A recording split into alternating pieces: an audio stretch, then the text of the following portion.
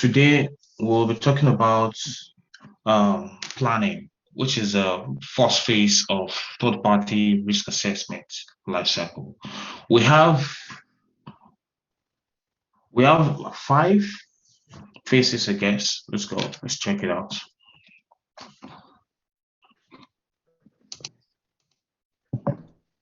Right there.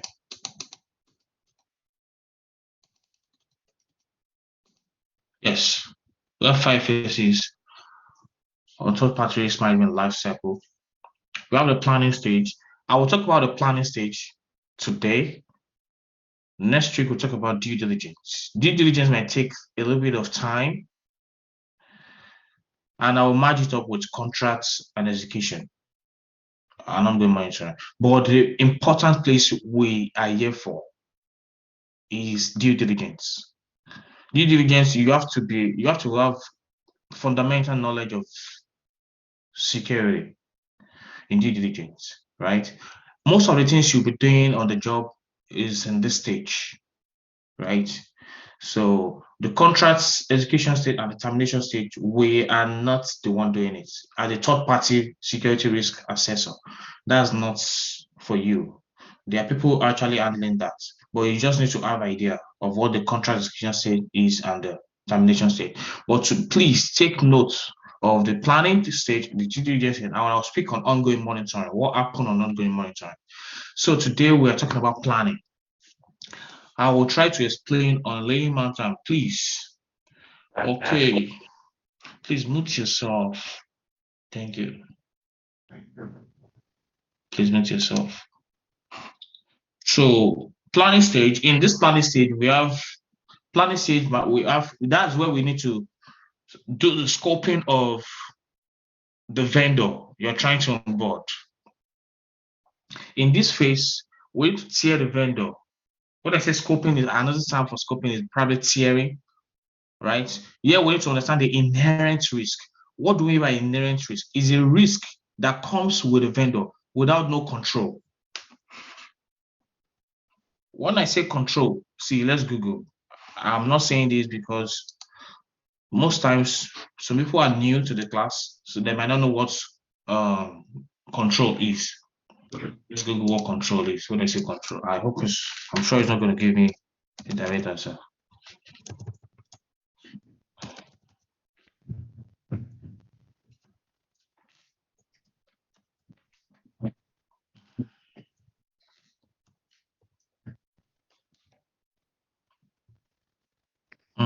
I know it's not going to give you a direct answer. Let's see.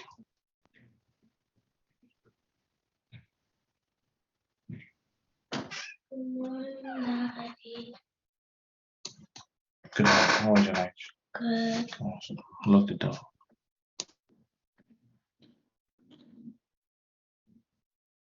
I'm sorry.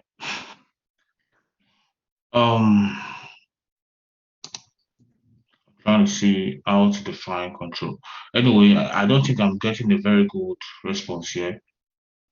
So control is like trying to mitigate a particular risk.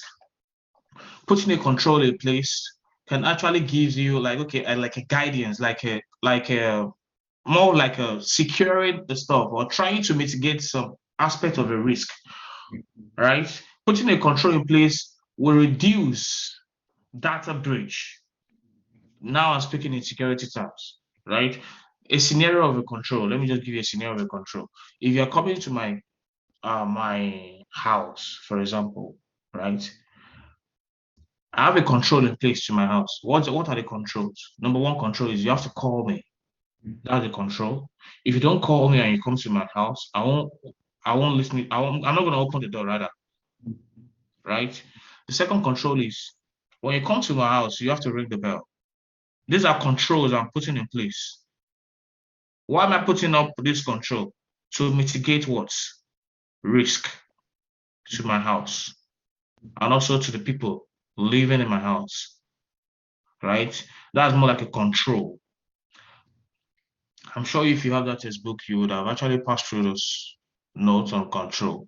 I'm just I just had to say this because I know I'm 100% sure that people are not reading that book or watching that video. But I'll say my own anyway. Please do. Please do. Okay, that's control for you. So can we say we Yeah. can control as for manage, right? For what? Can you say that again? We can substitute control for manage. When you say manage is wide. That's vague. It's very vague. So I need to no. Trying to manage. No, we won't substitute control for manage. But I don't want to go into details of control. We have lots to do. Go check it out through the textbook I told you to get. I don't want to waste our time because we have a long way to go today. I'm sorry. Okay, let's move on. So, first and foremost, what's the first step? What are the first things you need to do when you're trying to onboard a vendor into your organization? The name of my company is J Hotspur Global Solution. J Hotspur Global Solution. So in J Hotspur Global Solution, I work with J Hotspur Global as a third-party risk assessor. J Hotspur Global. Please note yourself. J Hotspur Global Solution. Forget about my spellings. That's what I work for as a risk assessor, as a third-party TPRM assessor. Right? So with J Hotspur Global Solution, I'm a TPRM assessor. In J Hotspur Global Solution, so in this company where I work for, we need a particular department. We have a lot of departments. We have financial department. We have financial department. We have what other department do we have? Let's say logistics. Then the legal department. Thank you. We have legal department. HR department. HR department. What are that? I need two more. Admin. Marketing department.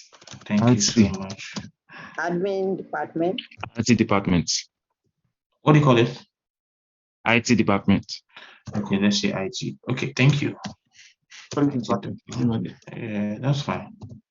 IT department. Okay, we have these various departments in J Hotspur, right?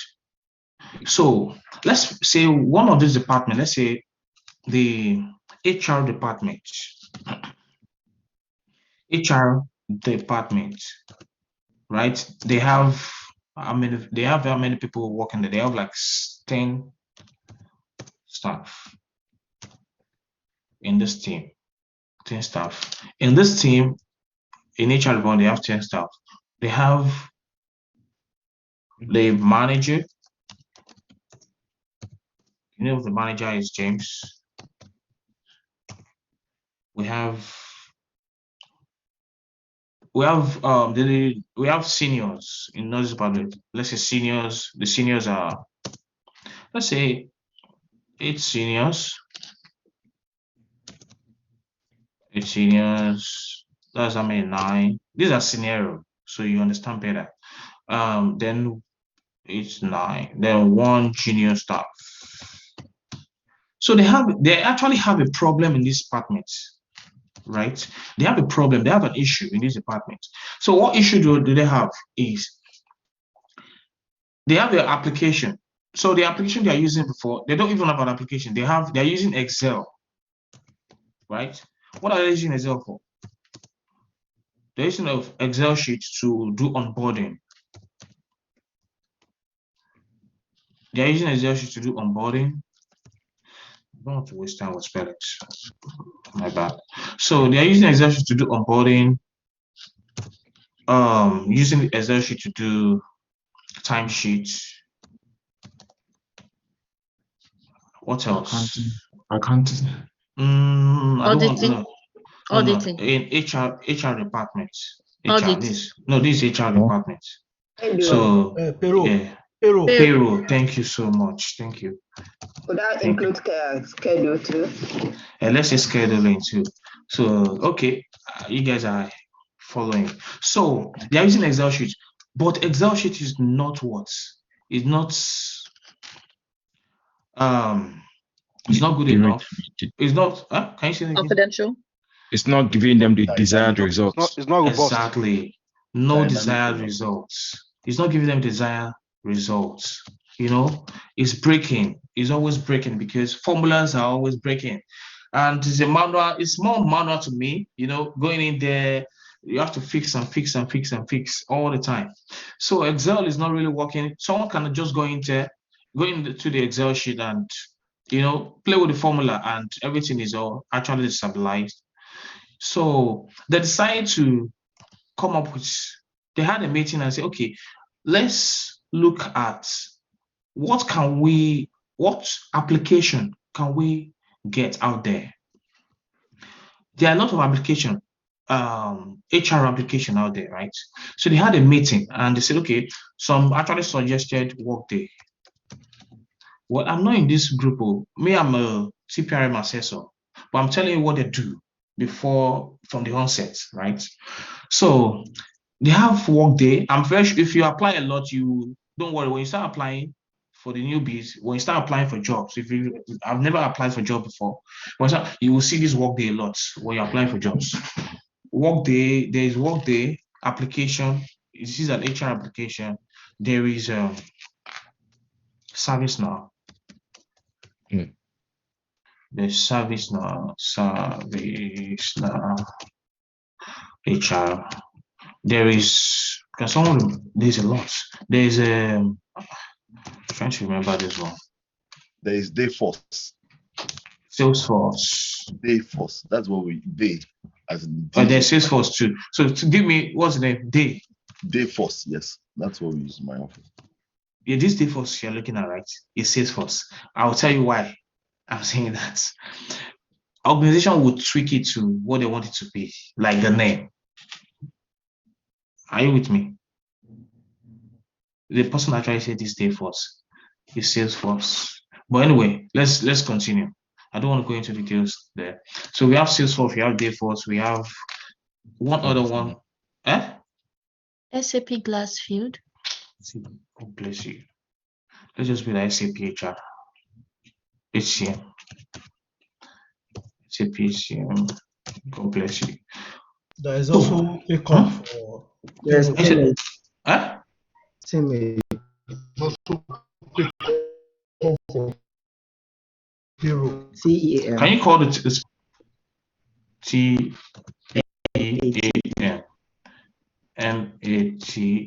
MAT teammates. Teammates. Yes. Oh, I thought teammates is only used in auditing. Anyway, there's a lot of but who are giving this suggestion? People in the team are actually giving this suggestion. Okay, let's go with the manager. Said, can we go with Workday? So I'm saying no. So you want to give any application, you have to tell them why you're choosing the application. What are the functions? How efficient is the application? So at the end of the day, they might say, okay, you know what? Let's go with Workday and SAP. So they decide, okay, I think Workday and SAP. This Workday and SAP. So with this Workday and SAP, the team or the manager, either way. So before this, so the manager will now say, okay, we need someone that will spearhead this vendor we are trying to onboard, either Workday or SAP, whosoever we're going to go with. Excuse me. We need someone we're going to that will spearhead it. So the manager said, okay, you know what? So I said, okay, let's make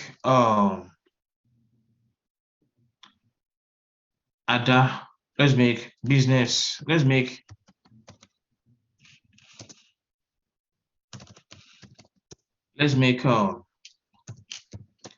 Ada, the business owner. So the manager, okay, Ada is you're gonna be the business owner, right? So who is the business owner? That means the business owner is a go-to person. It will be in charge, is more or less like a project manager rather, but we call it business owner in TPRM. So business owner Ada. Ada is a business owner. So it will be the go-to person, the point of contact in GeoSport. Point of contact in GeoSport.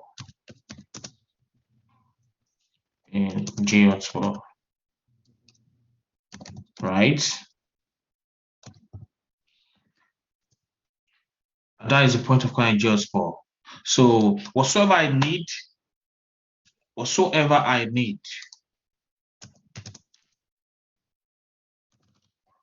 J needs, let me just use whatsoever Johnson needs, definitely Johnson will reach out to the business owner, which is Ada, right? Note that very well. So whatsoever I need, I'll go to her and reach out. Okay, this is what I need. Anyway, let's move on. So at that point, Ada will reach out to the procurement team in GeoSport. That okay, procurement, can you please reach out to Workday and SAP? These are the two vendors we like, right? When we did a meeting, because but we need to now we're trying to. I'm sorry, who will reach out to the procurement? Is it Ada or the J Hotspot? No, okay, GeoSport is where Ada is working. This is still the same company, right? So we are still everybody here is still in the same company. So these are departments. What department do we say this is? HR department, right? HR department, right? So Ada works with a GeoSport. Is in this department within GeoSport. All right. So Ada in the department, in the HR department, right, will reach out to procurement team in the same GeoSport. There's a team within GeoSport. The procurator, what they do is they will be the one to reach out to Workday at SAP. I don't know if I'm able to answer that question. If I'm not, I'll repeat myself. You answered it. Okay, thank you. So Ada will reach out to procurement. Procurement, please, we actually want to go with these two vendors, but of course we're going to go with one. But we'll streamline them to two. But what we need now is, can you send an RFP to them? Request for proposal. No, first thing is, we send a request for information. What's this? We send request for RFI. You don't need all this thing, but it's good to have that knowledge. Request for information. We ask certain information from these two people. Procurement to send request for information. We want to know just for them to give us certain information. These are questions. We send it to them. Procurement, they ask certain question about the applications, everything. So they will respond. Inside, including with this RFI, we want to know how much would the charge. Send us your request for proposal as well, right? RFP. You don't do this. These are the work of procurement. Request for proposal. Can you please send your proposal? How much are you going to charge? Are you charging per year? Are you going to be charging per month? How many users? Are you charging per user? Just give us a request for proposal. So this request for proposal, our main goal is how much is Workday and SAP. We want to go with the cheaper one because we've streamlined to the fact that yes, both of them are very, very good, efficient. But now we want to know what's the price, right? Procurement team will do that. In some organization, there's another team called, it might not be called procurement team, they might call them they might be called category managers, category team. They are different names, but you will know when you start working what they do. So anyway, so at the end of the day, we decided to go with SAP. So at that point, we decided to go to SAP. So once we make decision to go with SAP, right? The SAP now is what we want to go with. So at that decided to be okay. Yes, I think SAP is procurement mentioned. Okay, SAP is cheaper and we feel it's good for you guys. Then that was the business owner. The business owner will say, okay, fine. We'll go to the team and say, okay, we'll decide to go SAP because of these reasons. It's cheap and it's that. So at that point, now we are going to the main part. They will reach out to Ada will reach out to Acha. So now we are going to go SAP. Now Ada will reach out. The business owner. Now I want to be using the name itself, so you get used to it. The business owner will reach out to TPRM team. Why? Can someone tell me why they are now reaching out to TPRM team? They reach out to them because they want them please. to actually assess Name. work to assess SAP Okay. in terms of the risk. Okay, sorry, please, what's the name? Kenny Olukunle. Okay. I think I have your name. When I ask your name, please send me WhatsApp. Okay, you are Okay. Kenny. Yeah. Kenny Olukunle. Okay, Kenny, please text me. Always send Okay. me. Once I ask about your name, send me a message on WhatsApp, private Okay. message. Yeah. All right. Thank you so much. So part of the reason why we are sending this SAP to the TPRM team is we want to assess the risk. Why are we assessing the risk? Can someone tell me why we are assessing the risk of SAP before we start using them? To know, You know the level of. This is Someone is speaking already. To know To know the level of. Okay. To know the level of risk that they possess. Okay. To know the level of risk Oh, process and to know the right control to put in place. Okay, thank you. and Faith. then also Faith. Now I want Faith to talk, please. I'm sorry. Faith, yeah. Yes, I think also to know if to know their liability, right? To know if they are covered and if they are genuine and they have the right license to operate. You tried, but now I want to see. Well, probably you're new, but I want to be hearing some security terms going forward. To know, Yeah, you know the level of risk and all that. Okay, one to know more if you can response. accept the risk. To know the security to put in place. To know what? The level of security to put in place. Okay, thank you. This is Ayodeji. Okay. I would just say to sort of like assess their level of risk that they pose to the organization, and also, you know, look at the controls they have in place, you know, to mitigate any type of risk associated with, you know, being a vendor. Okay, send me a message. Thank you. To know the control to put in place. Okay, thank you. To know the control to put in place. Yeah, send me a test too. Okay, that's fine. I have a lot of questions today. Don't worry, we're good. I have a lot of questions. Don't worry, you guys will. So, you can mute yourself. That's fine. So the reason why we are doing this, they are sending SAP business owner reaching out to TPRM is the adult actually who is the business owner wants to make sure that okay, SAP is being assessed before we start using it, because SAP, we're going to be putting a lot of information, sensitive information. Social security will be going into this, employee information, customer information will be going into this SAP, right? So we need to know the risk, and probably this SAP application is going to be a cloud application. Let me tell you, once you have, if you're working in real life and you're hearing something like cloud, please take it serious, because what I'm saying is because that's a big risk right there. These data are going into the cloud, right? Not even, they are not on-prem. There's between on-premises and on premises and off-prem.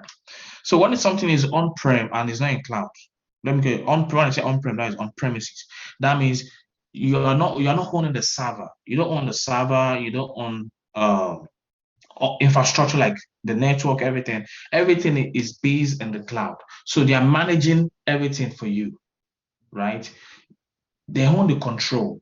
So you need to make sure that you assess the risk of those kind of vendors very well. Once it's tagging cloud environment. Once it's tagging cloud, this is just a caveat to you guys. But anyway, SAP here is a cloud-based application. So we need to take it serious.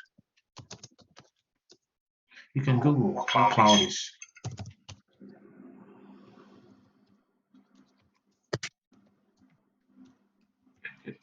All right, let's move on.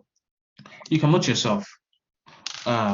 Business owner, reach out to the TPRM team. The TPRM team. So once it gets to my team, and the TPRM team in GHotspot, we have like 5 people, but I want to use Johnson as one of the assessor. So anyway, the manager actually said, okay, Johnson, who is the assessor, should assess SAP. Now the first thing Johnson will do is Johnson will need to scope this vendor. We need to do scoping or do tiering. How do we do tiering of a vendor? There is a particular questionnaire, right? We send to Ada, who is a business owner. That's the first thing. Some organization will set up a meeting and they will complete this questionnaire together. While in some organization, they will actually send it by email to the business owner to complete. Why are they doing this? They want to have a better understanding about this SAP, this vendor. 2, they want to know what risk would they pose. There are certain questions in this question. There are certain questions in this inherent risk questionnaire. We call this inherent risk questionnaire, right? We use it for tiering. When I say tier, like tier 1, tier 2, tier 3, or would say either high, moderate, low. To tiering a vendor is more like saying, okay, we want to tier it high, moderate, mod, or low. So inherent risk questionnaire, as mentioned, inherent is more or less saying, okay, what are the risks that comes with this vendor without a control yet? What is like a follow come? Let me use that language. Follow come. Of course, you actually bought a new house that has no door, no fence. Hello, John. Okay. Yes. Sorry please. to interrupt. My name is Sharafa. Good morning. Yeah, quick one. So you talked about the inherent risk questionnaire. Yes. Is this going to be given to the accessors, or the accessors are going to give it to SAP team? Sorry. Okay. No. That's a good one. The assessor, who is a Johnson, will send it to the business owner, who is Ada. I hope you know where Ada is coming from, the business owner. Yes, I understand all of that. Yes. So they will send it to. Now we are still doing anything inherent, anything in the planning stage is still within. Note that, please. And it's still inherent or planning stage is still within GeoSpot, right? So we are sending this to Ada. The assessor Johnson does not know what SAP do, what they will be doing for GeoSpot or the department to Ada's team or the business. When I say business, I mean Ada's team, which is the HR department. So this HR, okay, I think someone say something. Okay, this HR team needs this. Excuse me, please, John. This is Kenny. I have a question. Okay. For the questionnaire, is there a template, that goes for every organization? Okay. Or it's my job to actually narrow it down to a particular organization? It goes to every. What is every vendor? Every vendor, yeah. Yes. Okay. Yes. There's one. Just one goes to every vendor. Every vendor. So, okay. Yes, we don't narrow it at this point. I'll tell you what. Thank you. Okay. So let me show you how the questionnaire looks like. Hello. Okay. Hello. Yeah, please. I want to find out something, please. Sorry, as you're taking us, please, can you be giving us like definition of terms? Like you're talking about doing a cost benefit analysis of a vendor, and you keep using SAP. I need to really understand what SAP means. Okay. Thank you. Oh, I'm Yeah, thank sorry. you. I'm sorry. So, if you remember this, please, we'll say there are different kind of application, HR application, right? For example, your social media, right? There are different kind of application used for social. How would I call it? Social media has a lot of application, right? We have. I'm not a fan of. I know we have Twitter, right? Snap. Is it Snap? Instagram, Facebook, Twitter, We are Snapchat. there. You see them talking. Snapchat. Snapchat. Thank you. So those are in the space of social media, right? So HR too has Facebook, everything is there. HR department, there are different kind of application. When you start applying, you will see that every organization you apply has different application that they're using to do application to apply for jobs, and internally they have some organizations use Workday. Workday, ServiceNow, Salesforce are very, very known. Then SAP too are very known out there. So SAP, we can just Google the full meaning of SAP. I can't remember. Yeah, Google the full meaning, but it's an application anyway. Okay, thank you. It's an application. Yeah, it's an HR application. SAP has different kind of application, but yeah, one of them is HR. It's used for HR, HR stuff. Any question, please? Before I move on. We also use it for AP. Oh, I don't want to let's not let us divert. Thank you. So please I'm always when I'm teaching, please, if you have questions, you can whenever I'm asking, there will be a time where I will say, okay, do you have questions? I will throw it out, please, so that I won't get lost. Yeah, I'm sorry. So I won't get lost. I'm sorry. I'm trying to where are we? Business. Okay. Thank you. Inherent request. Yeah. Okay. Yeah. So yeah. Thank you. Also, inherent risk. So let me show you how the inherent risk questions look like. Where's my inherent risk form? Let me show you. This is how an inherent risk form look like. Some organization will just call it. I was the one that actually put this tiering form. Some do call it tiering form, but I prefer to call it inherent risk. Right? Inherent risk form, because if you are doing interview, this is the generic term. If you say pre-assessment form, they might not understand what you're saying. So organization actually have what they call it, right? But I prefer to call it inherent. That's generic. They understand. Okay, they know what you're saying. The inherent. Please always Google when I say something, please, so you get a bit. See, 2019, I had a job. I got an offer. The only question they asked me was this question: what do you say about inherent risk? That's all.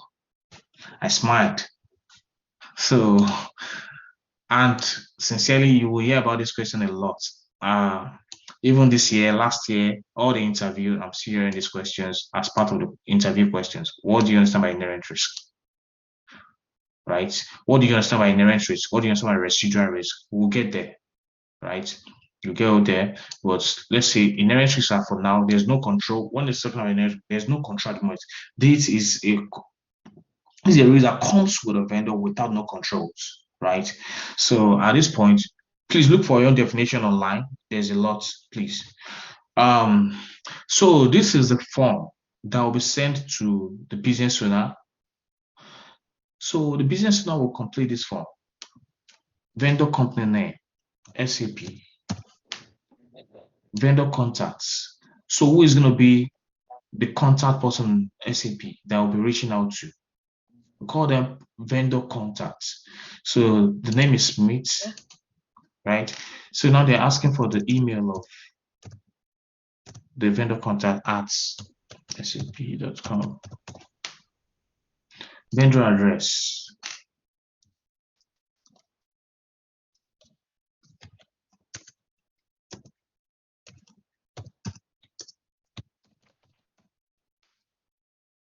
Okay, that was the vendor address.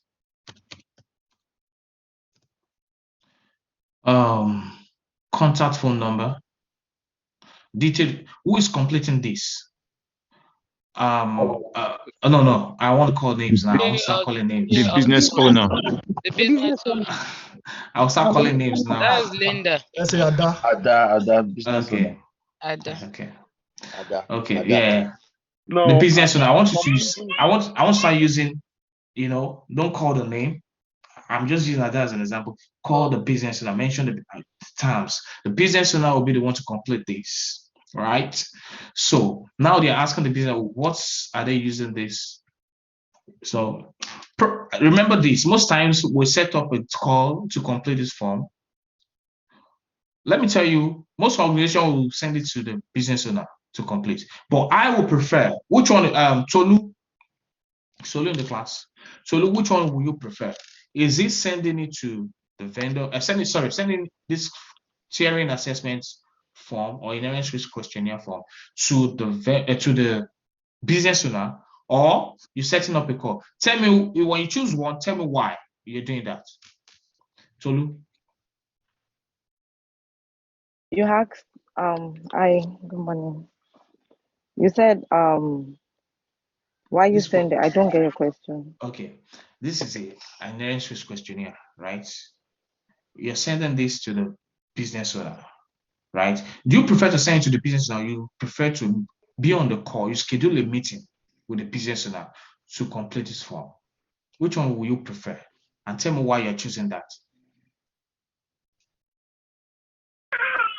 I'm sending it to. Two options. Sorry, I'm sending it to the business owner. Why do you want to send it to business owner? Why do you choose to send it to business owner? Why not the other way around? To run a sample. Keep quiet. I will send you out of the class. No joke. Off your mic. Can I answer? Ada, project manager. Hold on. I want Ada to answer. I saw her raising up her hand. I think to have like I'll send it to the business owner so I can have like a record of me sending it to the person and for the person to send it back instead of me doing it on the phone with the person. Okay. Can I answer? Yes, what's the name? No, don't talk. I don't want you to talk throughout the class until we finish the class. I don't want you to talk for this batch. I want newcomers to talk. Newcomers. Okay. Thank you so much. Can I answer, okay. Sir? Name, please. No, my name is Kola Alige. Okay. I think it would be better for the business owner to get it because business owner have almost all the informations of the vendor. So because the vendor might be biased, So. No. I think you're. Can I answer, please? Can I answer, please? What's the name? Your name and. Huh? Oh, I know. Okay. I would prefer to join a call with the business owner and have her answer this while we fill it together, because there I can ask more details, get more details, and also help her understand some of the asks on the form and why we're asking those to help us get more details.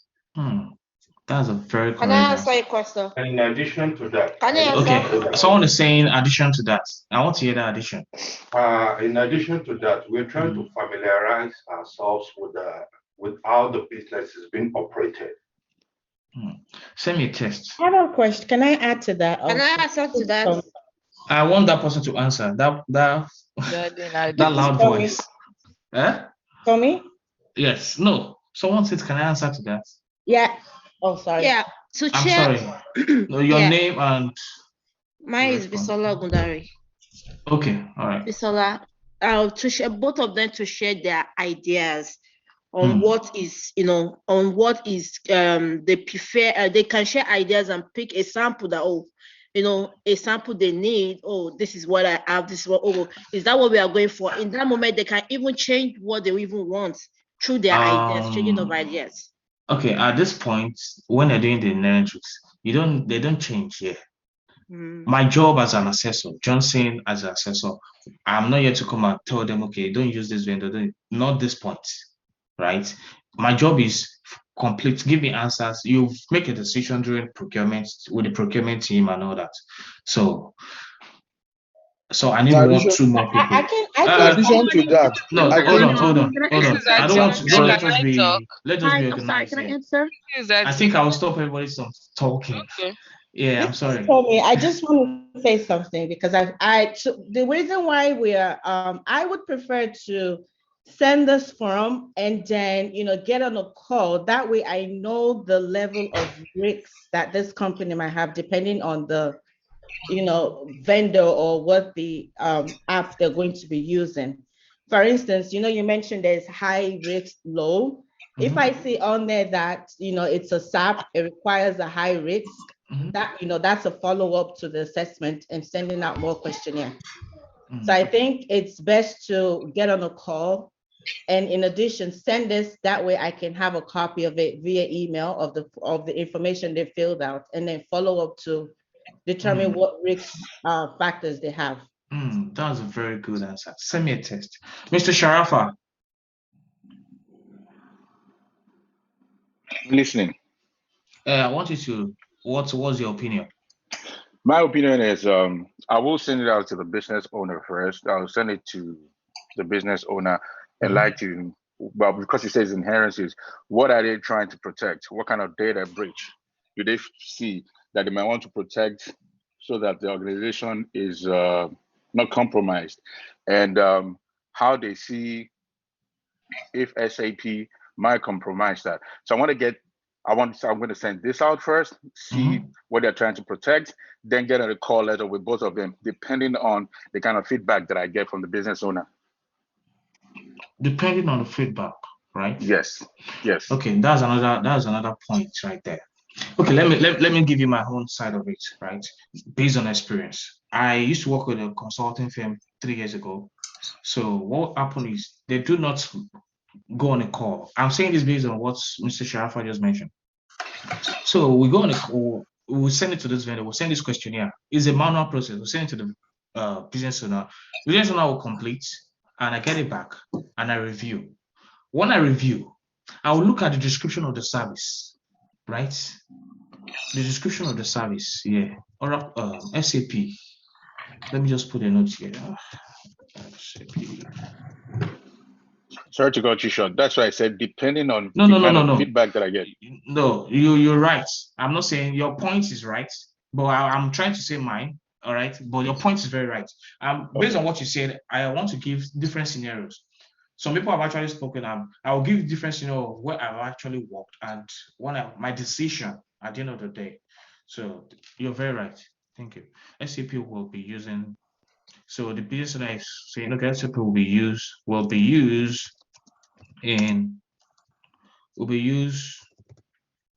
to run. Let me just put something simple to run HR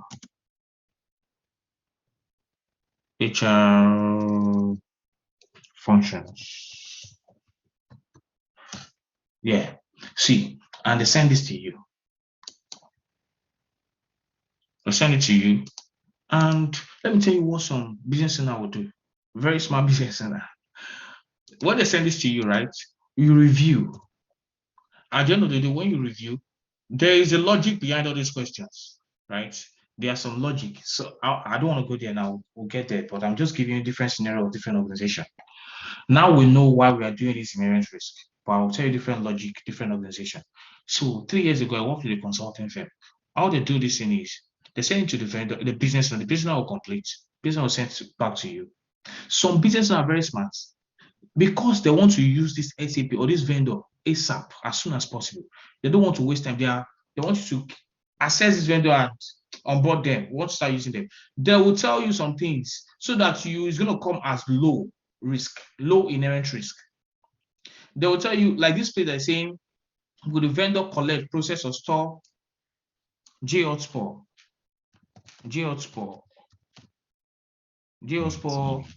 clients or employee or confidential data, and they will tell you some will tell, see, some business will say no. Do you know why? Can someone tell me why? I just want one response. No. Some tell you no. Because they don't have the sensitive information and no. They don't store it in their. I think it's because it's a cloud-based and because no, it's not on site. I think I'll be once you get to a point that I'm not getting that feedback, I'll I stop think without others because to talk. They I will think say because they no want it to because be low risk. it's a marketing strategy. It depends on what you now tell them. That's what they When will you say now. what do you mean by marketing strategy? What did you say? What do you mean by marketing strategy?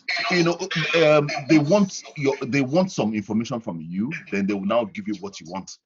No. Let me tell you something. They want it to be. They don't want to.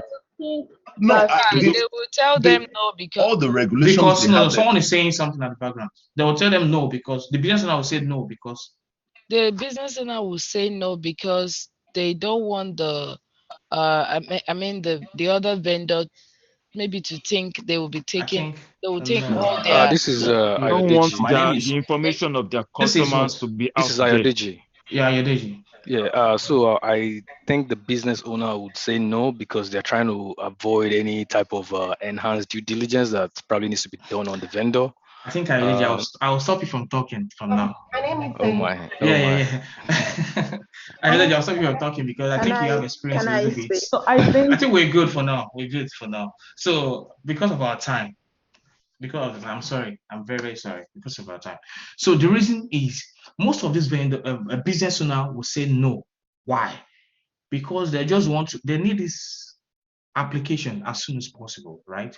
They don't want you to keep longing, keep waiting. Because once they say no, once there is no here, they feel okay, the risk is low because it's not storing any information. Once an application is not storing sensitive information, we don't do assessment on it. Take note of this is an interview question. Once an assessment is an application or a vendor is not storing, is not processing anything relating to confidential or sensitive information, it's just a public information that will be stored in there. Automatically it goes to contract execution. You execute the contract, you onboard them, you don't do due diligence, it doesn't go to a second stage, we'll stop there. That means a low risk. So the business owner is saying no because it doesn't want you guys to be longer, because most times assessment takes 2 months. I'm saying this, take 90 days, take 30 days. So this business owner doesn't want this to go that far. That's why he's saying no. But you as an assessor, don't take no. Don't take that no. You will now set up a meeting, right? You will set up a meeting. I'm now going back to what Mr. Sharafa and the other 2 people actually mentioned.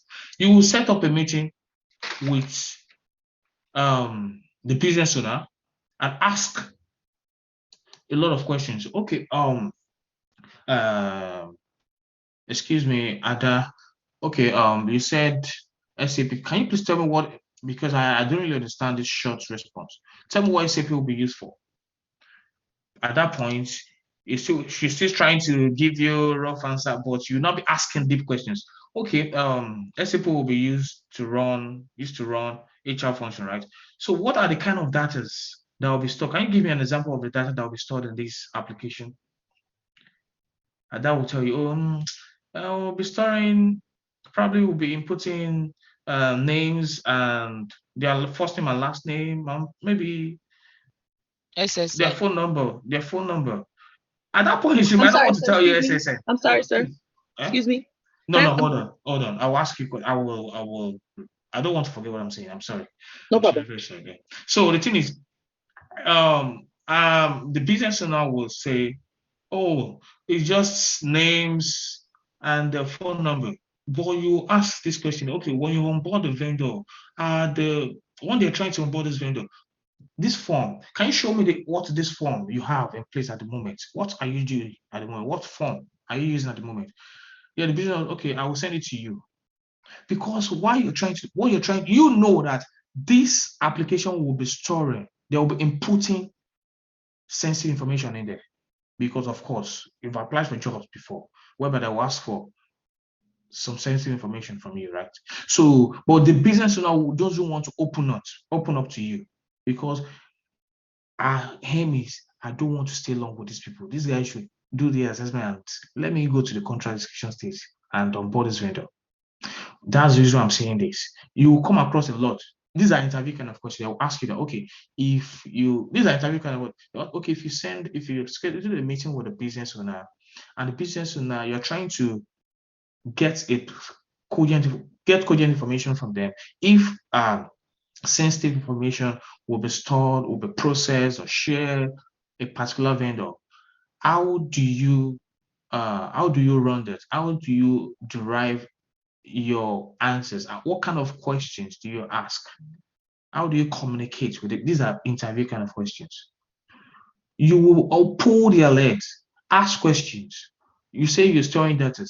What kind of data? Can you give me data elements that will be stored? If you're not saying, okay, can you show me what you're using at the moment, the form you're using at the moment? From the form, you will get this information. Any question before I move on? Any question? You answered my question, sir. Thank you. Okay, Yeah, welcome. I have a question. Yeah. Yeah, so this the business owner on the side of SAP or on the side of JHotspot or JSpot? Okay, I'll go back to that again. The business owner is on the side of JHotspot. Okay. It's still within the company, yes. All right. Okay. So Thank you're you. getting his information first before going to the vendor. Exactly. Right. So this is just to derive the inherent risk. All right. Right. So now these are the forms they will complete. So at that point, you are able to dictate. Some business owner will give you the exact thing you need, what you were storing. So the question I was expecting from you guys is I have a question, Mr. John. My name is Taiwo. Okay. My name is Taiwo. Okay. If the business owner gave false information, lied that they are not going to be storing sensitive information, does this form stand as a legal document if they now end up storing sensitive information and that was leaked? Okay, we'll get there. I want to say that I will answer your question. That's a very good question, very sensitive question. Let me tell you what happened. I'm going out of the way. I'm going deep a little bit. Let me tell you what happened at that point. You will definitely know, but not at this point. When you will know is two ways. If it's an application, there's what we call POC. Do you know what POC is? No. I need an answer. Proof of concept. Proof of concept. Proof of concept. It's called proof of concept. Proof. Let me put it here. What's my notes book? It's called proof of concept. Proof. The person that actually mentioned proof of concept, tell me what they are going to be doing with this proof of concept. That person that actually answered proof of concept. I think proof of concept is no. I want that lady that actually mentioned proof of concept to stop. Is it proof of consent or concept? That's it on my notes. Can you see my screen? Okay. Can you see my screen? I see. Thank you. So, please, I want you to answer my question. Proof of concept. You mentioned proof. Why? What are they going to use? What are they doing with this proof of concept? I'm not sure if I can explain it the way I understand it correctly. But name, please. I know. Oh, okay. I know. Your voice is changing. Yeah. Okay, I'm listening. I'm not sure if I can explain it the way I understand it in words, but it's just like a let's try this, or let's see how it will work if we're to put it in action, something like that. Yes, I'm not sure if I explained it. No. That's fair enough. So proof of concept is is when the vendor is being invited to come and showcase what they want to offer to the company. Yeah. So with proof of concept, we will run a proof of concept. This let me tell you this, some organization will assess proof of concept itself. Like now, for example, some organization will tell, okay, we want SAP to, please mute yourself. We want SAP to come and run POC for us. It should go through an assessment as well. Why some reason they don't do POC as proof of they don't do POC as an asset, they don't assess POC. But if most banks will assess POC because bank is very they're dealing with money, people's money, customers' cash. So they will run because This POC, this proof of concept is like you want to run a dummy information on it. And those dummy information through that period of the proof of concept, you will know what information is going into this SAP. I hope I'm able to answer that question. Yes, you are. Yes, yes. Another way to know is, excuse me. Another way to know is during the contracts execution stage, there's a contract that will draft. Those contract will entail a lot of information. Within that period, you will know the kind of information that is coming, the kind of data that is going into it during that contract terms. And most times as well. See, this thing, most times it goes down to, if you want to, I don't want to go deeper so you don't get confused. But let's stick to proof of concept, right? For now. When we get there, you will know what I mean. So that's how you get to know the information that is going into. If the business owner is giving you false information, you will know through proof of concept. Thank you. Okay, you're welcome. So let's move on. So I'm sure. Where's my? Sorry, okay, these are the questions that were completed to know the inherent risk. I'm expecting someone to ask me that there's a question I'm waiting for someone to ask me that, okay, if they complete this now, what happens? There's a particular question I'm waiting for. Can someone tell me? Mr. John. Okay, I'm listening. My name is Damola. If they complete this, does that mean the company have accepted them installing it for them or what? Okay, you know what? This person talking, right? I want you to send me a test. I need to have a one-on-one with you. I'm sorry. Oh, you know what? You do me a favor. Okay, send me a test. Send me a test. I need to have a one-on-one with you because there are some. I need to give you some explanation. All right, because at this stage it hasn't gotten to. We are still here. All right. I'm sorry to say because I think I'll give you my video. Personally, I'll give you this video. Once you read through this video or you watch this video, also reach out to me. I will give you some explanation. My bad. Hi, I have a question or input. This is me because I'm trying to see myself as a business owner, filling this form, and I've not used SAP before. Yeah. If I'm not able to answer all of these questions up front, is it mandatory to answer all of these questions? Because if I've not used SAP before, if my company is using this for the first time, I cannot answer all of these questions. So what's next? That's a very good question, but that's not the question I'm expecting from people anyway. But this question you asked now, right? There's a particular client we are working for at the moment, the financial institution. You can mute yourself, please. I'm getting the wrong feedback on the ground. Everybody mute yourself. Thank you. So there's a client who I'm actually working for now. We're trying to solve their issues. So they have this robust inherent risk question they sent to the business owners. And one thing we notice from this inherent risk question is, how do you want the business owner to know this question, these particular questions? There are some few questions there, like 50 questions. How do you want them to know? You're asking, how do you want them to know the financial assets? If there's an impact, reputational impact to Geosport, how do you want them to know the financial impact? We've not started using them. Yes, we might know based on the information, but we might not know, So like that question you ask anyway, it depends on how smart the TPRM team are that actually created these questions, right? So you want to create questions that, can you see this question? This question is just short. Question that anybody can answer. When I say anybody, like if you are working in any department, these are kind of questions you can answer based on what you want. Look at it. Vendor name, contact name, email, address, phone, description of the service. Of course, you know what you want to use this application for, the issue you have. So you know what you need that application for to solve, right? How do you, tentative onboarding dates?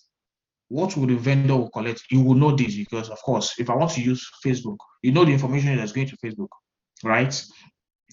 So please describe how data will be transferred. How do you want to transfer data into this application?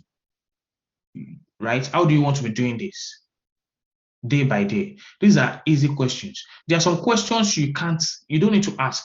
So this question says, would service available issues, e.g., outage of service for a few hours or longer at this vendor, have a significant impact to J hotspot?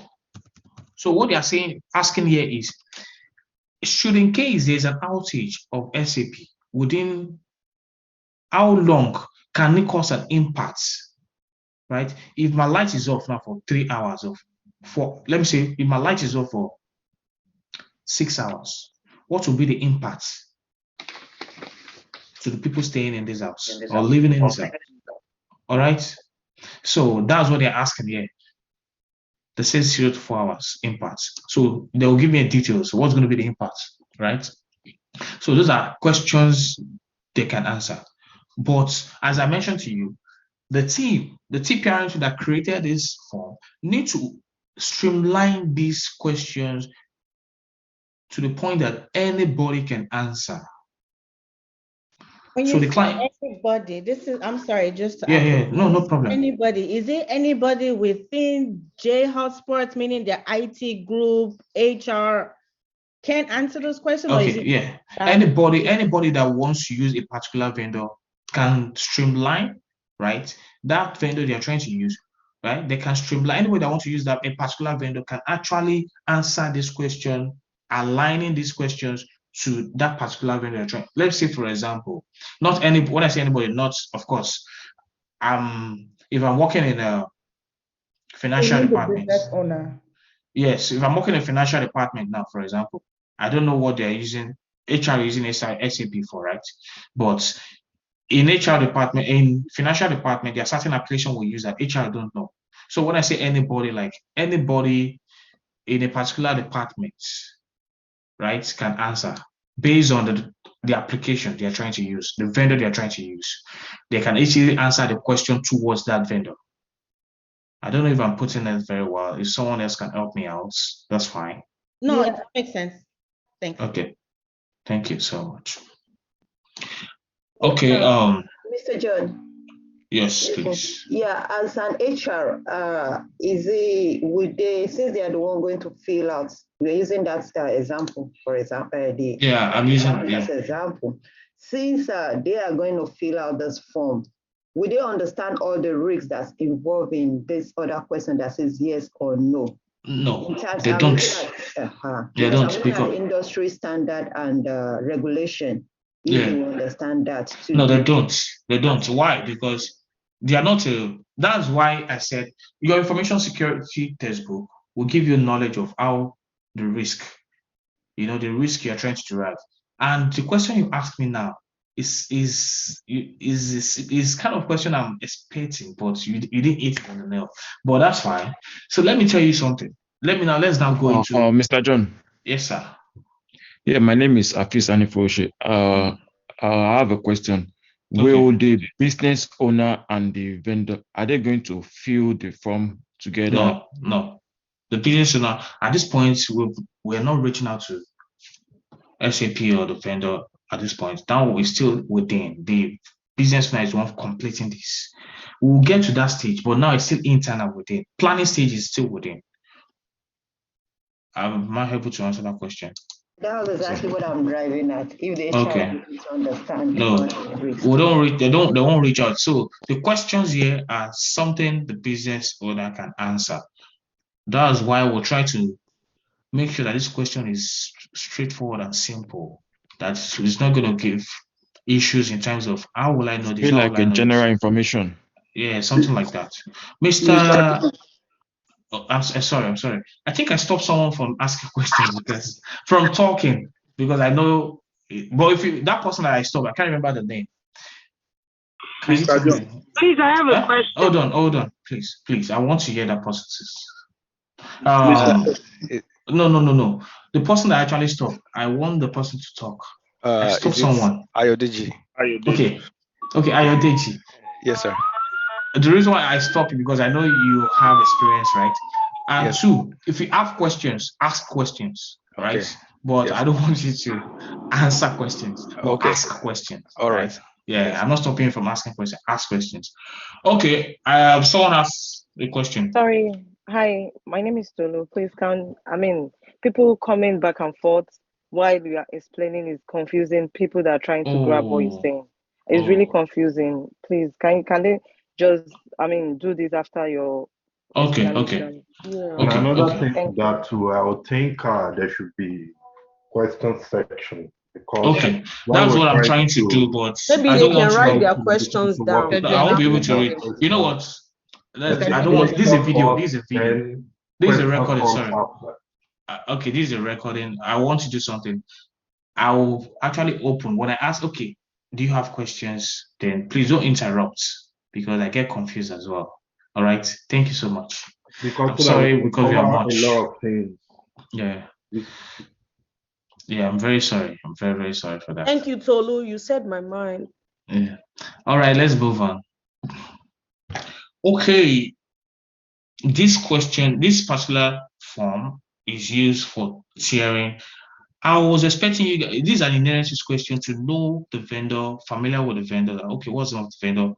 The assessor is reviewing what kind of information will be stored, they say credit, loan numbers, SSN. Let me check out this loan. So let's say credit number, or let me just take out this account info. Let's say account information. If you for payroll, probably they want you so that they'll be paying you money, for paying you your fee or your wage. They're storing all these and all that. So they fill up these questions and they send it to you, and you set up a call with them. Me personally, I prefer to set up a call, one-time call, instead of forwarding the form and getting it back, reviewing. It takes time. I do one-time thing, schedule a call with the business owner. Let's jump on this, and I will drill them with questions. All right. Let me tell you something. I'm saying this because this is an experience. I've been fired, right? They lay me off a particular contract because I was drilling a business owner. That business owner is a partner. Is a partner of a consulting firm. I was asking questions. The business owner wants to onboard a particular vendor, but I was letting the person, oh no, we can't do this. We need to complete. There's certain information you're not giving me. I didn't say it that way anyway. But I was trying to get words, from him. He reported me. But that's a long story anyway. But let me tell you one thing. I learned something from there. The thing is, don't argue, right? If the business owner keeps saying, oh, this is this, just escalate it by email to your manager so that it's going to be written. You have an evidence. If your manager set up a call and is still insisting, the business is still insisting, these are interview questions too. He's still insisting, right? Don't worry, that's an evidence. Why? Because they own the risk. You don't own the risk because they'll be the one using this application, not you.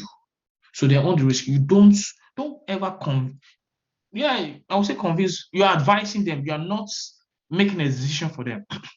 These are interview questions. You don't decide for the business owner. They will be the one using this application, not you. Your job is to assess, advise them, but not to make a decision for them. Note that very well. All right.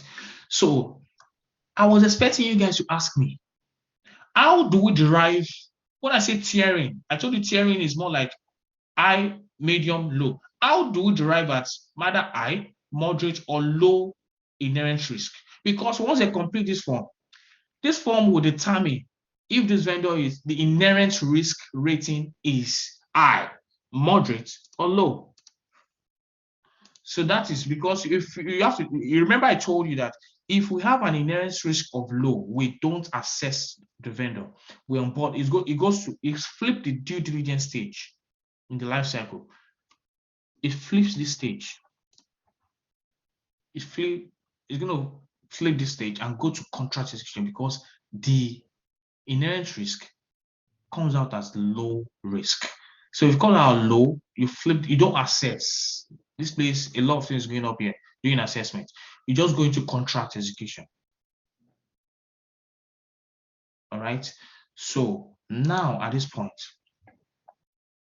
I would see there's a way we class where I'm going now is you have to be attentive. But you don't do this when you're working. It's meant for the top people that have been working for a long while. So let me just place it here. I moderate low. Do we have Mr. Nnamdi? Are you in this class?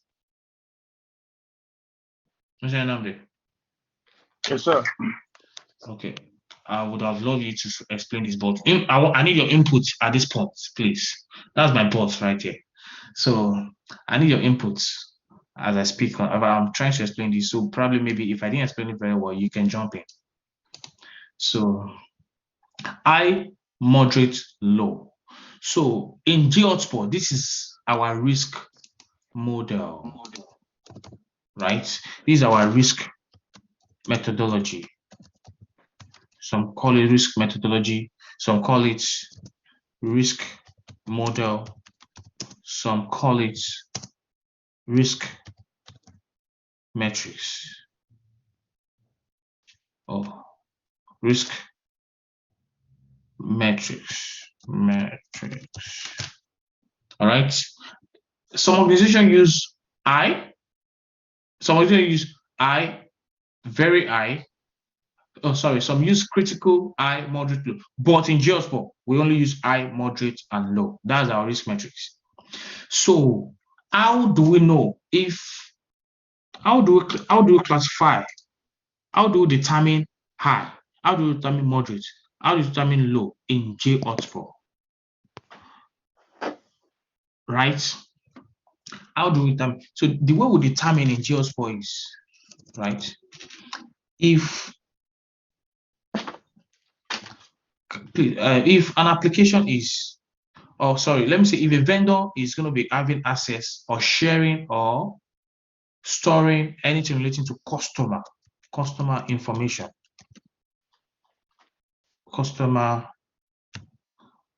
let me put it, customer sensitive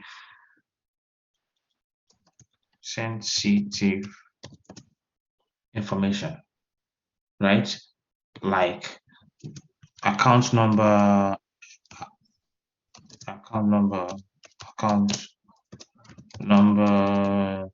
SSN. Moderate. What do we classify on moderate? If in GeoSpot, these are the way we classify data or classify our risk metrics. If it's going to be having access, if the vendor is going to be having access to employee, just employee info, sensitive info, sensitive info, right? Of course, e.g., maybe a SSN to, well, employee information.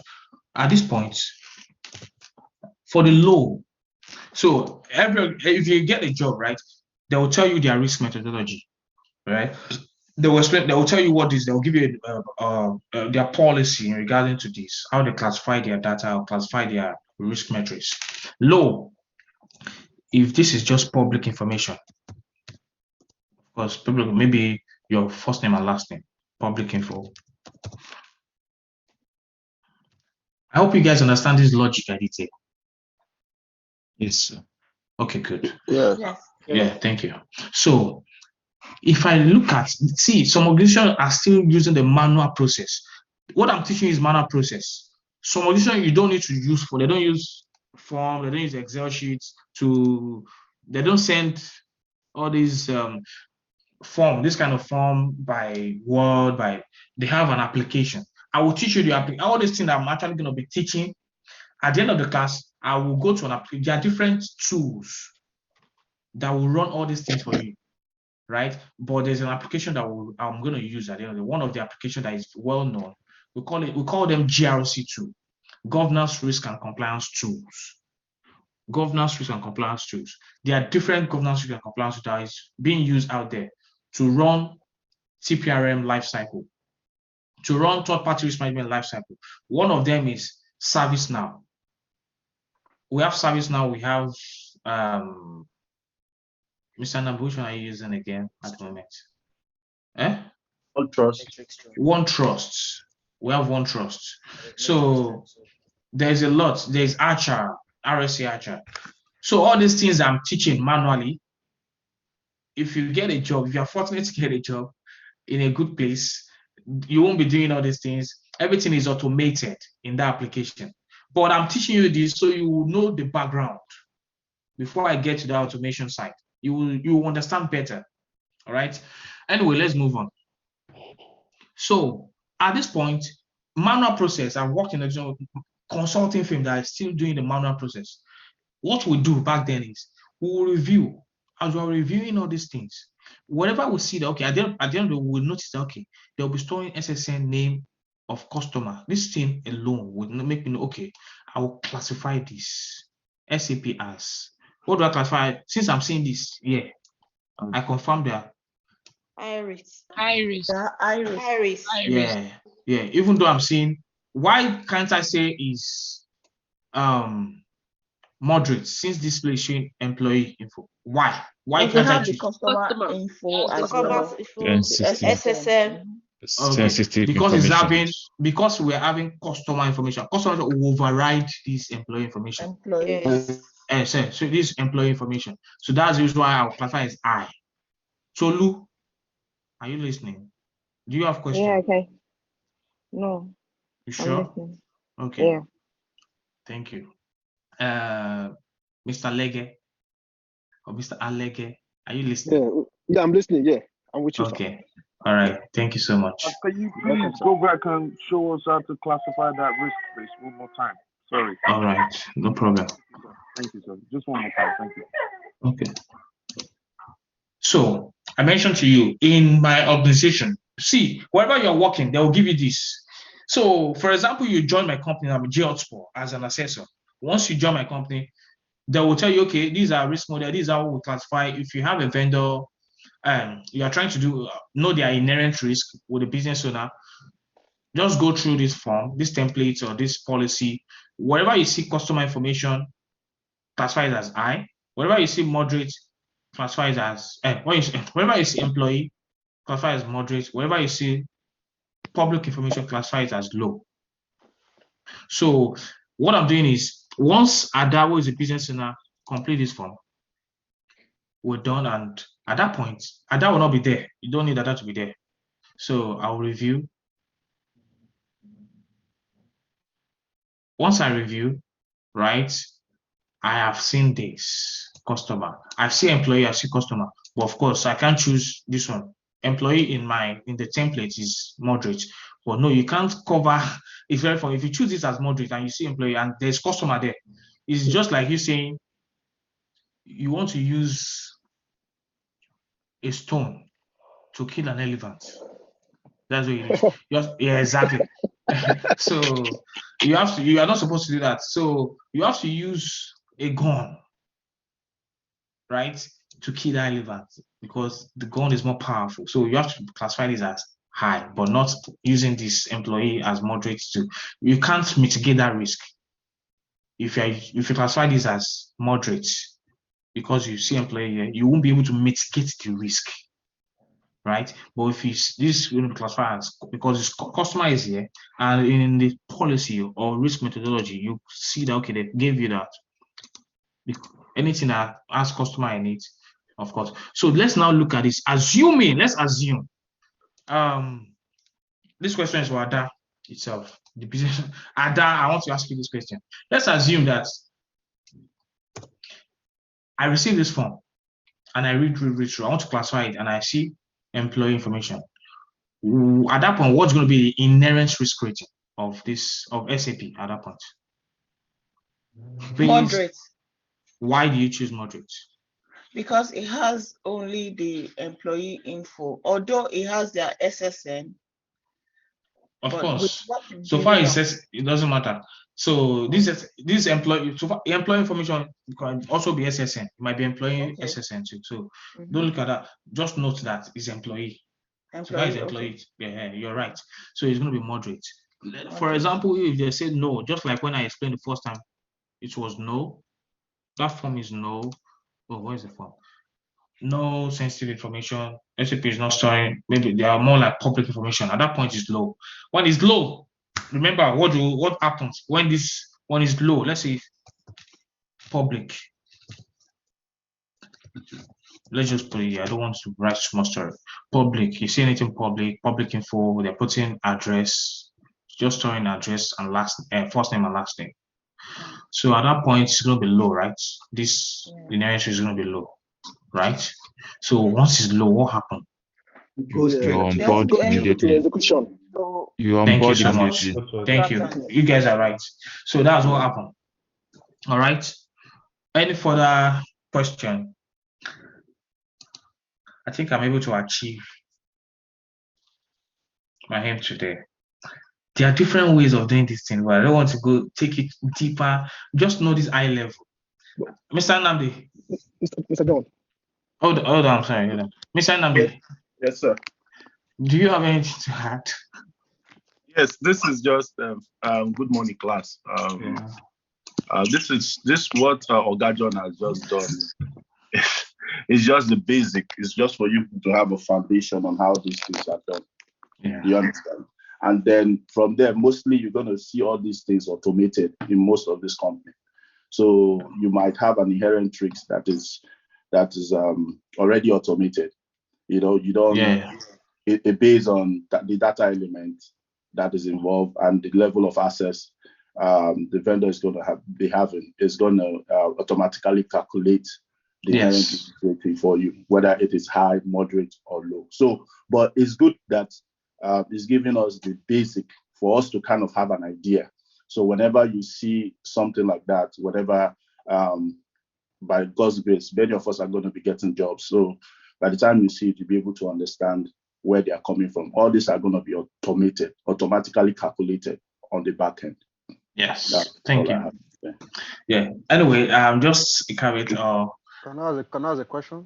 I'm sorry. I will get there. I have said it before. I will open the room for questions. Not now.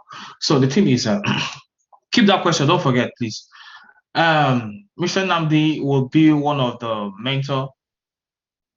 One of those that are going to mentor you guys. Those serious people, anyway. I know, as I said, many are coffee are choosing.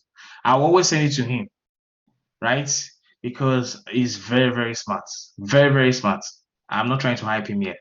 Yes, he's my boss anyway.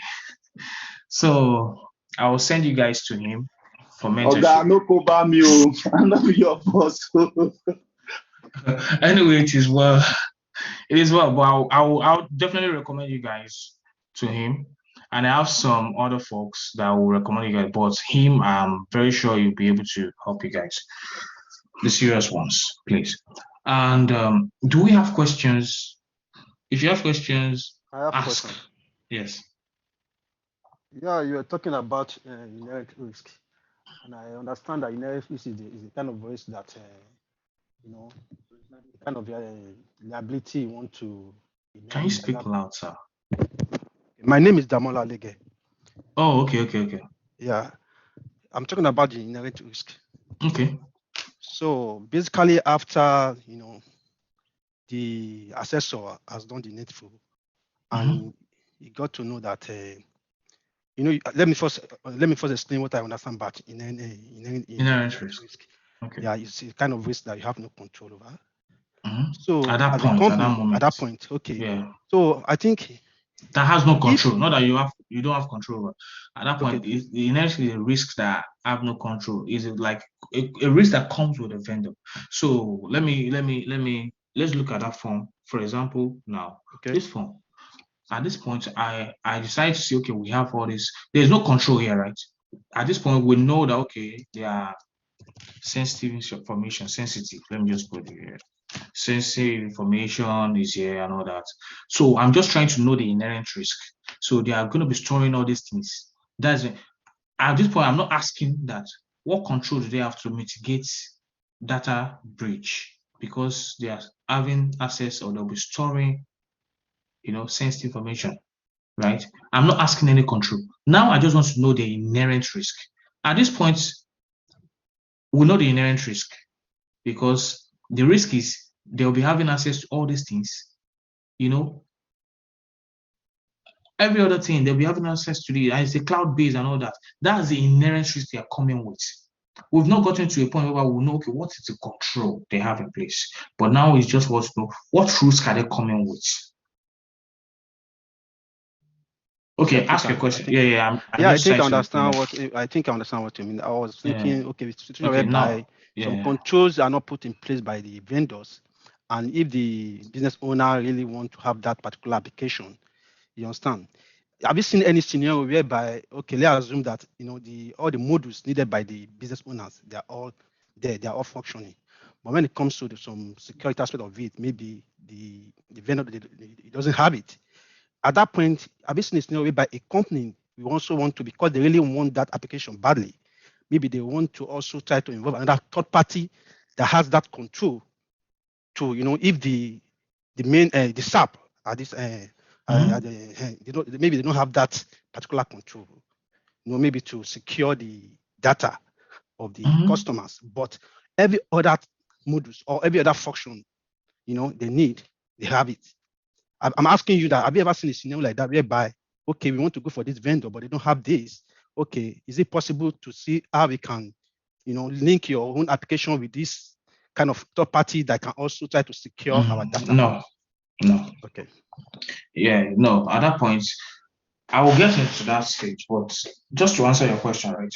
If you have, like, for example, this SAP application, right, that we're trying to onboard, when we get to a stage whereby we'll do that in the next class, whereby they don't have certain controls in place, right, to mitigate the risk. There's a questionnaire we send to them. That questionnaire is a form of control. I don't want to say about that today. That's for the next class. But the thing is, if they don't have certain control in place, there is a process we go through.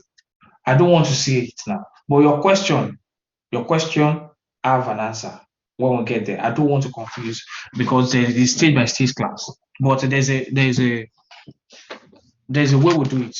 Okay, right? Thank you. No problem. Yeah, we'll get there, right? I don't want to answer that question now. Any other question as regards to planning? Yeah. I have a question. My name is Sophie. As regards the reassessment. I think it's breaking, right? Can you hear me, sir? Okay, now I can hear you clearly.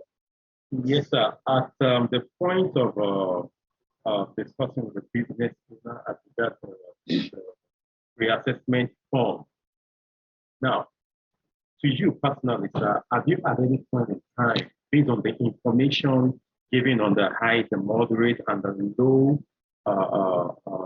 risk, have you had any point in time been caught in between either is high or moderate? At any point in time, maybe the information given stops in between the moderate and the high. I'm trying to. I think I wasn't able to hear you clearly, but I don't know if someone can actually. Maybe. I think what he's trying to say is that have you ever similarity? I think it's trying to. The question is that have you found yourself in a situation whereby maybe you couldn't make a decision? Is this moderate or low risk? Is that the question? Yes, sir. Yes, sir. Okay. So that's the question. Thank you. So the thing is, in that situation, let me see. It depends on the organization. There's a situation like that now, but you have answered that question. That when somebody asks, okay, it is employee, as in employee stuff and social security. You know, at times you might be looking at, this thing being social security, does that it shouldn't be exposed to the public, but at the same time, but because it says it's based on employee. So I think you can decide that, okay, I want to explain. I want to answer that question based on my experience. But in normal day, they are supposed to give you a template to see how to classify, how to tier this inherent risk, right? Which is that high, moderate, low. What you need to look out for before you can tier it, right? The inherent risk to either high, low, either high, moderate, or low, right? But let me tell you, I've worked in an organization whereby they won't give you a template. as such. The template they're giving you is not straightforward. So they want you to use your security knowledge to see how to class. See, I've actually, yes. I worked in an organization whereby they won't give you a very good template. That's a very bad organization, right? They won't give you a very good template to see how you classify this thing. They want you to use your knowledge, your skill, to see how you can classify either to high, moderate, or low. They will just give you a rough estimate of their high, how they classify as high or moderate or low, right? But excuse me, they still want you to use your skill, your security skill. At that point, if you don't really understand if this is going to fall on high or moderate or low, you can call someone on your team that you feel okay, you're comfortable with. You guys are going to sit together and see how you can actually come to a conclusion. Talk, see how you can actually come into conclusion as regards to the inherent risk rating. It has happened to me before. There are some vendors whereby there are some inherent questionnaire why the business owner completed, and we are trying to see what kind of information is going into it. The vendor, the business owner actually says sensitive information like customer information, customer info. And at that point, I feel okay, the customer info is, when you say customer info, right? Look at it. The customer info. At that point, I classify it as that organization I'm talking about. We should send it to the business owner. We don't sit with the business owner. Business owner will return this, and we'll just look at it and we classify. We tier the inherent risk to either high, moderate, or low. But most times we will read. Someone like me, I will read. Once I read, okay, SAP sensitive customer information, SSN, and the like. What I will do is, at that point, normally, if I didn't, at this point, I'll classify it as you know that. But what I do is I will set up a call to confirm. I've set up the call before, whereby when I set up, I actually set this call, I noticed that the vendor would not be storing social security info. It's not sensitive, but they have customer information, but not sensitive. The customer information here is just ID number. And this ID number is not tied to anybody. Remember, PII, personal identifiable information. You know what that is, right? Whatever that can be tied to you. This ID number is not SSN that is tied to you. ID number will be 24227. If I see 24227 anywhere, I don't know if this is Ugochukwu. I don't know if it's Kikelomo, right? So I got to know that this customer info is ID number. So at that point, I'm confused. Will I classify this as still high or moderate or low? So at that point, because you're not given a good template or a good policy or risk metrics that is nice, a data classification that is nice in the organization.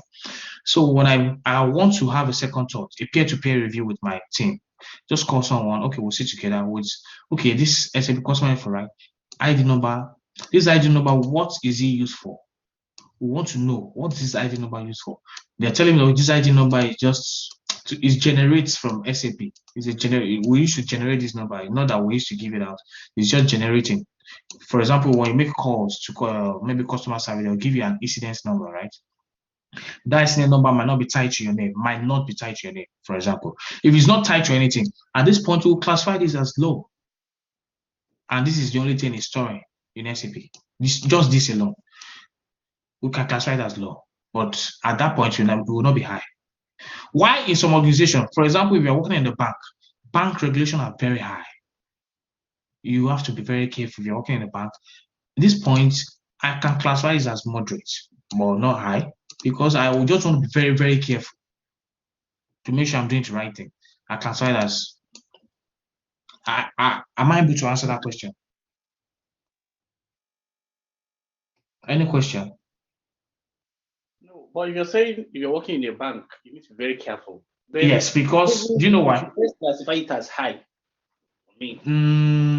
Well, these are judgment. That's why I say that's where your security skills comes, right? You can classify it as high. I can classify it as moderate. So at that point, you know what I mean. I'm trying to explain scenarios whereby they don't have good templates, good formats, good stuff, right? So that's a very good thought from you, that you want to be very careful. You classify it as I. You don't want issues, you don't want problem. But based on me, John, my experience, I want to classify it as moderate. Why? Because I won't classify it as normally it's meant to be low because it's not tied to anything. It's just generating ID. And that ID, nobody, even your team, nobody will know. In your organization, in yours, but nobody knows what this ID number, where it's going to. You just miss, okay, 1, 2, 3, just like naming convention, like 1, 2, 3, 4, 5, 6, 7, 8. You don't know who is in 7. You don't know who is in 8. Possibly, you might not know because it doesn't carry names. So at that point, if it's a non-financial, I'll classify it as low. Me. You might classify as moderate. That's why I say that's where the decision comes. And that is crazy because the organization has to have a very good policy, risk methodology. Has to have a very good risk management policy, right?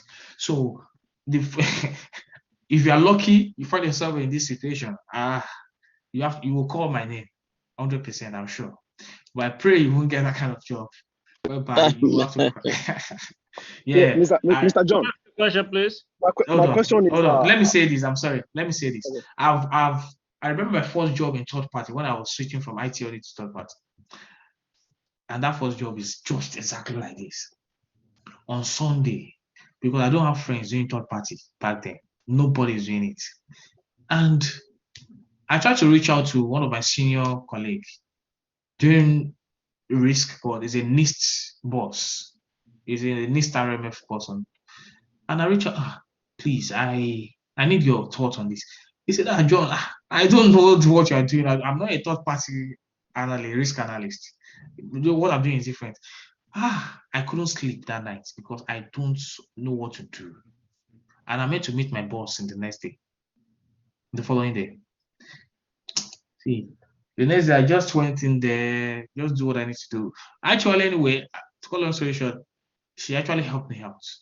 So you might find yourself in that situation whereby you don't know how to, but what they wanted, I noticed as I was going through that period of trying to understand and all that, I noticed that okay, they use judgmental, they are using their judgmental knowledge, judgmental side of it to classify, to determine the inherent risk. It's not that they have this particular, a very comprehensive template or policy that you follow, just like the one I just made, that data classification, my moderate low, to know if it's customer, right? What they are doing is they want you to use your security fundamental knowledge to just brainstorm that okay, if this is this, just so that you can classify that high, moderate, low. All right. So I pray you won't find yourself in that situation anyway. Question, please. We have 15 more minutes or 14 more minutes. Question.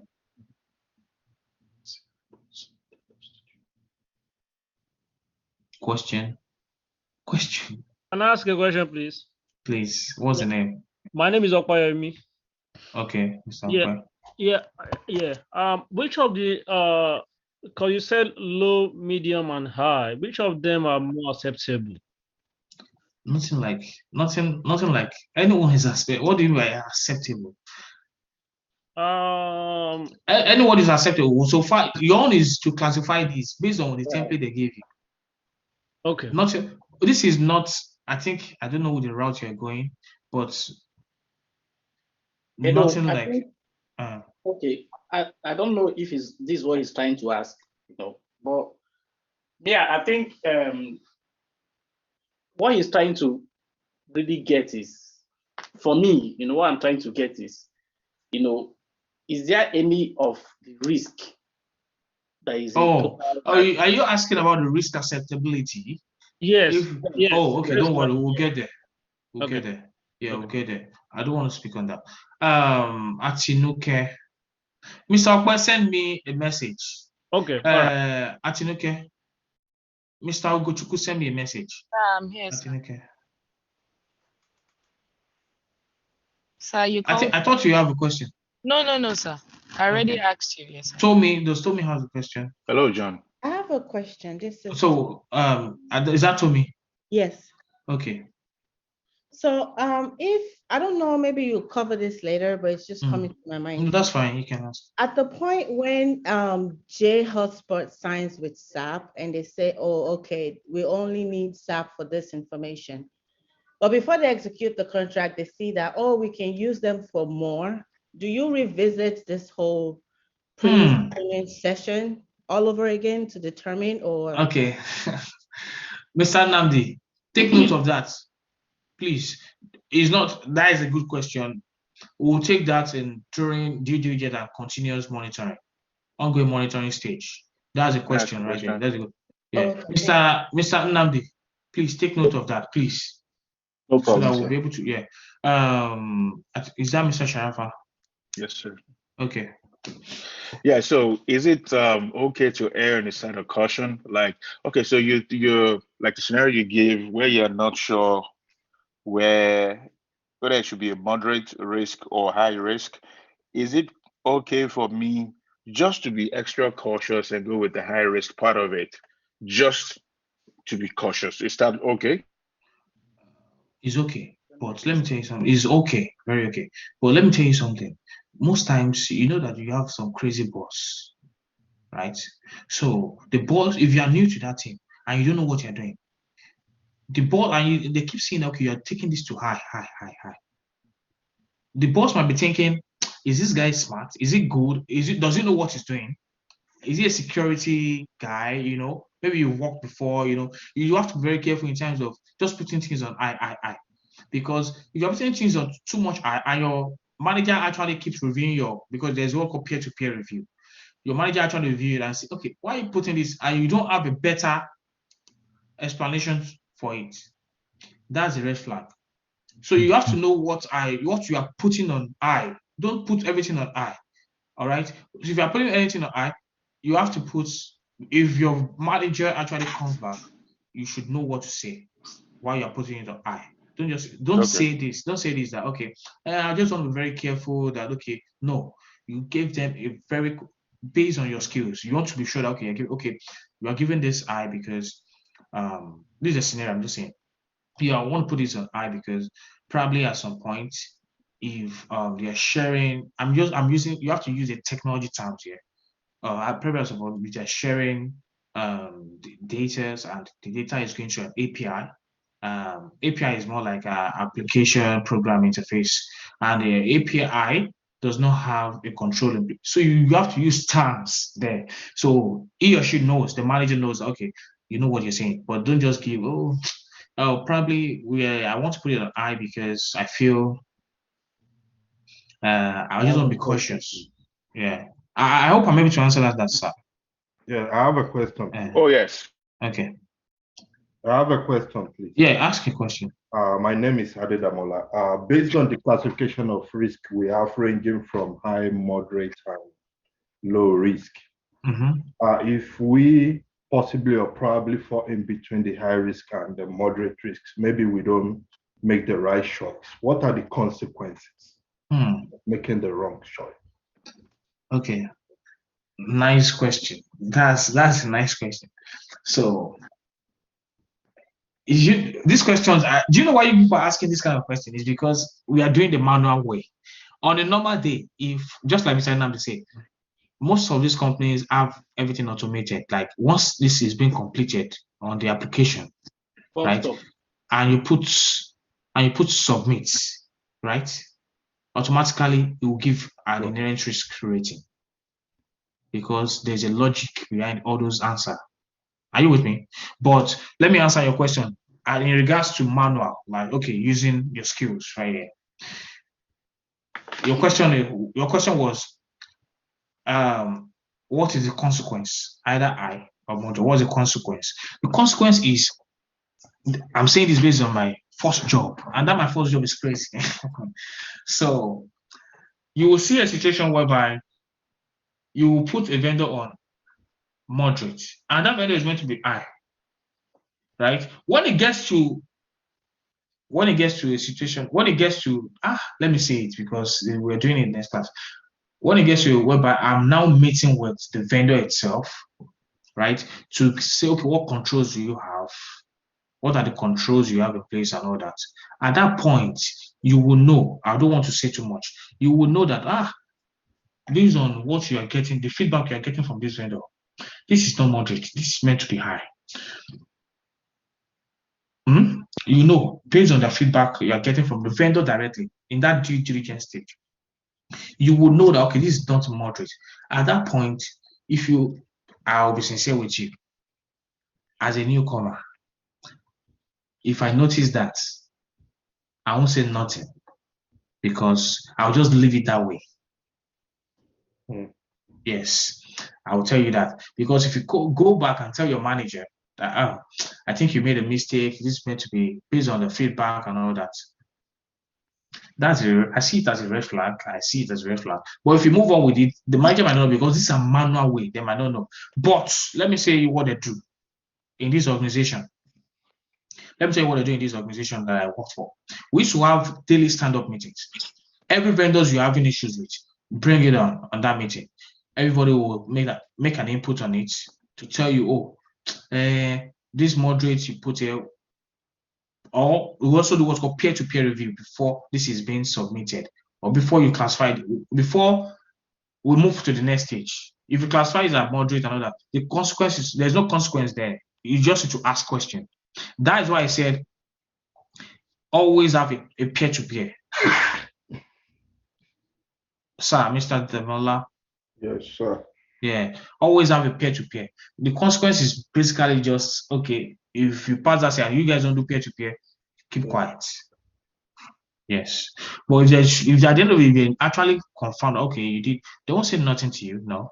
Because they know that you guys are just in judgmental side of it. So they are not owing anybody anything, because they know that their program or their process is not well defined. So that's why consulting firms that's why we are there, to help companies to enhance their process. So if you see if you are working in energy that they are still using this rubbish, don't be worried, because they are trying to see how to improve as well. So there will be a lot of mistakes from people, but let your mistakes be reasonable, please. You have a question. I think I saw Anu raising up her hand. Can I ask a question? Yes, Okay. Please mute that, Zazu. Thank you. Mute that. Okay, Anu, I'm listening. Yes, I actually did initially, because when the other person asked if they filled moderate instead of high, how do they correct that? I wanted also adding, in addition to what you said, that I guess that was where the peer review or the manager would review it before we submit the payment. So that's just what I wanted to say. Thank you. Okay, you're welcome. Olaleye. Is that Olaleye raising up his hand? Okay, hello? Yeah. Okay, it's me, Olaleye. Okay. Now, when we talk about inherent risk, we said there are risks without control. But what are the things we can do to at least mitigate the risk, or we just have to? No. We'll talk about, that's where the due diligence stage comes in. That's going to be the next slide. I don't want to rush us. All right, thank you. Can I ask a question? Your name? My name is Moeni Keji. Okay. Yeah, so my question is, like, since you said if probably we are going to work in an office, they'll probably have like a format that they will be giving. Yes. So since you are giving us like the manual training now, will the manual training be like after the class and when we are working like at the office, would they give us another training for us to use the automatic format, or the manual training is just going to like give us like a setup for us to be able to use the automatic format? Okay, let me tell you something. There are some organizations, right? Yes. You can mute yourself. There are some organizations they don't use manual. Okay, not some. If you're working, it's either you're using automated way, they have an application they use to run all this, or they are doing manual, just like I'm doing the manual. There's nothing like, okay, use manual first and go to no. All right. So the thing is, you might find yourself working on a video whereby they don't have a tool. When I say tool, they don't have an application to run this thing. I'm sure you are doing underwriting, I guess. So you might have an application that you use for, what's that common application? I know I've accessed one underwriting application before, one popular one. that is used by Chase. So there might be some application whereby everything is automated in there. There are some application whereby desktop. Yeah, there are some application whereby everything is automated. Some organization, they don't have a tool at all. They are using all these things. They will just send this form to the vendor. They are sending forms, sending Excel sheets. Everything is just manual. So not that when you get a job, they will say, okay, run through. No. If you get a job, if you are using automated application, you use the application form. They will teach you how to run the application. If you are working in a place where they don't have an application, it's manual. They will teach you how to run their manual. They will explain to you. They won't teach you what I'm teaching you. They will just give you this form that, okay, these are inherent risk form. That, okay, and these are our how to classify. Simple. They won't teach you how to reason, how to start saying, okay, this is a customer information, confidential data. Why is this? Why is this that? No. I don't know if I'm able to answer that question. They won't explain to you what inherent risk is. Yes, you did. Because if you don't come to this class now, for example, and you fortunately you got a job, and I don't know how you got that job anyway, but you don't have any prior knowledge about the job, about the training, and you got a job and they are giving you, okay, KG, these are inherent risk form. You'll be like, what's inherent risk form? What's it used for? What am I sending this to? So that's why this class is here, right? So you know what this form is. Who is getting this form? I want to ask a question. I have few people, please. I have 5 minutes. We have 1 minute, but I will do this for 5 minutes. I will take 4 questions. Symbiat, number 1. What's your question? Okay, good morning. My question is there any other way to determine if there is it's a high risk or moderate, aside from me, like, okay, if it's customer information, that's high risk? Yes, there is, but that way it would have been automated. So I'm sorry, what if like you said, there's some company that is just going to be like auditions? Yeah, you're showing us now. Yeah, I said it to you that some companies will not, they'll give you a template, but that template will not be comprehensive, right? At that point, that's why I said go and be reading your textbook, that's Security Plus. They'll want you to use your security knowledge to see what are the things behind, they'll just give you a high level of risk methodology, but they want you to go deep and say, what are the risks? The description and this will tell you what exactly this application will be doing based on their information that, okay, if they are this, how is it running? Are they going to be saved in the cloud? In this cloud, who owns this cloud? Is it AWS cloud? If it's AWS cloud, where is the cloud located? All these things I'm saying is because I've read through that book. So to know what cloud is, what network is, firewall. In this what kind of firewalls are they using? All these terminologies, I don't teach it. That's why I told you that prior knowledge today is understand high level of security, so that you won't find yourself in that situation of manual when you get a job in a manual and you start fumbling. Anyway, I might be lucky. You might be lucky that I'll be able to help you out. Yes, you might be lucky. But at the same time, please read your security knowledge, security textbook, fundamental, just to have idea. DJ. Okay, my question is around, the planning process, which is the first one. Let's say we went through this process and we've done the scoping and also the tiering. With the business owner, what's the level of interaction that goes on with the business owner, like throughout the whole life cycle? Is that the end with the business owner, or no, sir? Okay. Yes, I'll tell you what happened in the next stage. The business owner is still on with them in the next until this SAP is onboarded, but we'll get there. Yeah. Right. I think last person is Atinuke. I see you're raising up your hand, or maybe it's the old. You answered my question. Okay. All right. I think we're done for today. Give me a second. I want to do something.